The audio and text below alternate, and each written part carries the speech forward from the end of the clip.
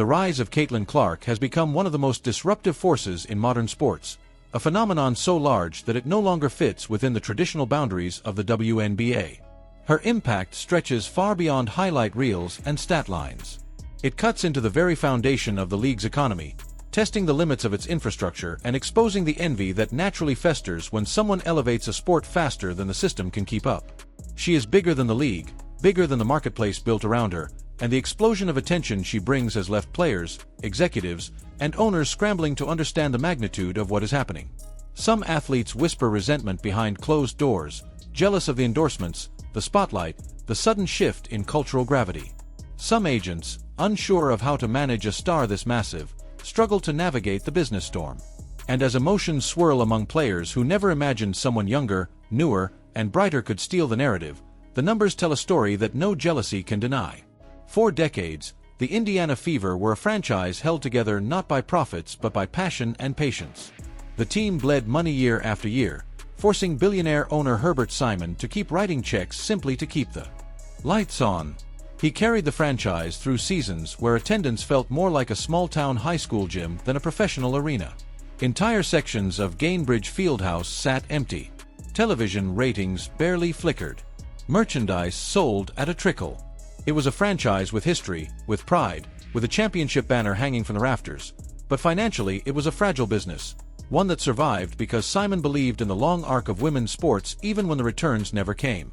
Then April 2024 arrived, and with it the seismic arrival of Caitlin Clark, selected first overall in the WNBA draft. What happened over the next 6 months reshaped not just the Fever, but the entire league's economic future. Almost overnight, the franchise transformed from a financial burden into a revenue machine, pulling tens of millions of dollars into a marketplace that had never seen that kind of money before. Arenas that once echoed with empty seats began shaking with sold-out crowds. Merchandise that once sat untouched in storage rooms now vanished the moment it hit the shelves. Television networks that previously fought for scraps of viewership suddenly found themselves broadcasting must-see events with national audiences. Corporate sponsors who had once been lukewarm began flooding the Fever with attention, eager to attach their brands to the most talked-about athlete in women's basketball. To understand the magnitude, you must first understand how deep the financial hole had been. Before Clark, the Fever drew an average of just 4,000 fans per game in a building built to hold more than 4 times that number. Games aired quietly on local broadcasts. League-wide valuations hovered around $50 million per team, a figure that sounded respectable until you realized how many franchises were surviving only through subsidies from NBA ownership groups. The Fever were not failing, but they were floating, suspended in the same economic limbo as most of the league. But when Clark took the court, everything shifted. Attendance soared from 4,000 to over 17,000 per game, selling out 16 of 20 home dates and turning Indiana into the epicenter of women's basketball. With average ticket prices floating around industry-standard ranges for NBA arenas hosting WNBA games, analysts estimate the Fever generated roughly $1 million in additional ticket revenue per game. Over the course of the season, that translated to nearly $20 million from ticket sales alone, a number unimaginable a year earlier. And that wasn't the end. Their return to the playoffs brought even more revenue as every postseason ticket vanished almost instantly, adding several $million more. The road impact became just as dramatic. Opponents, eager to capitalize on the Clark effect, began relocating her games to their largest arenas. Washington moved from their smaller venue to Capital One Arena. Atlanta upgraded to State Farm Arena. Los Angeles leaned into Crypto.com Arena. Every one of those decisions meant additional ticket sales, additional revenue, and under the league's revenue-sharing structure, additional money flowing back to Indiana. Analysts estimate the Fever likely brought in several million more from these expanded road environments. Television transformed next. Games featuring Clark regularly pulled viewership numbers that rivaled major men's sports broadcasts. Some nationally televised matchups crossed the million-viewer threshold, numbers that once felt impossible for the league. Although the WNBA's existing broadcast contracts distribute money evenly among teams, the spike in demand strengthened the league's bargaining power for future media rights deals. Higher contracts mean more revenue for every team, and that wave of profit finds its origin in the player who made the entire sport impossible to ignore. Then came merchandise. Caitlin Clark jerseys became the top-selling item in all of women's basketball. Restocks sold out instantly.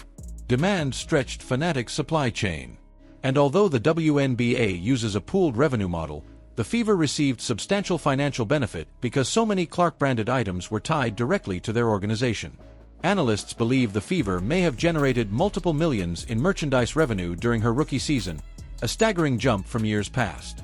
Corporate sponsorships evolved rapidly as well.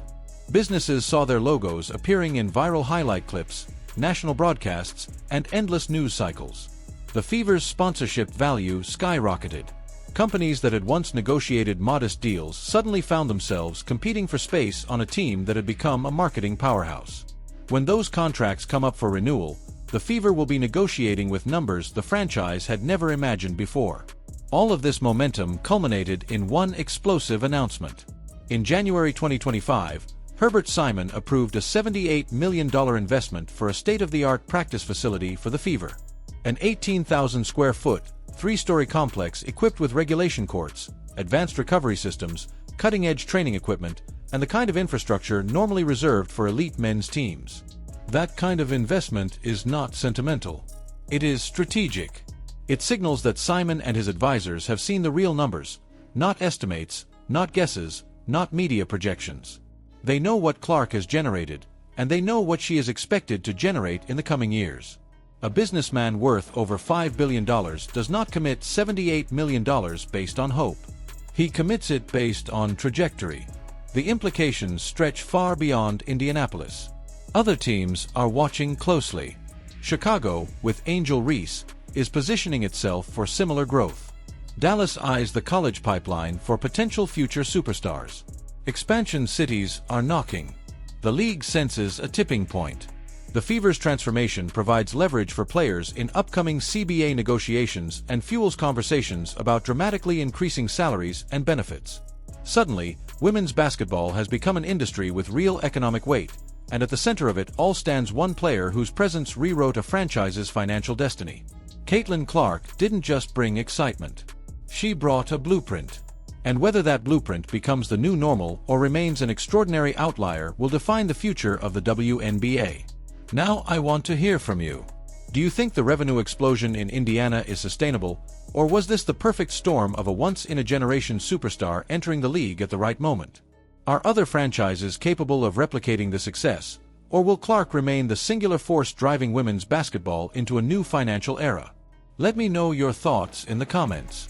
And if you enjoyed this deep dive breakdown, be sure to like the video, subscribe to the channel, and turn on notifications so you never miss our next dramatic sports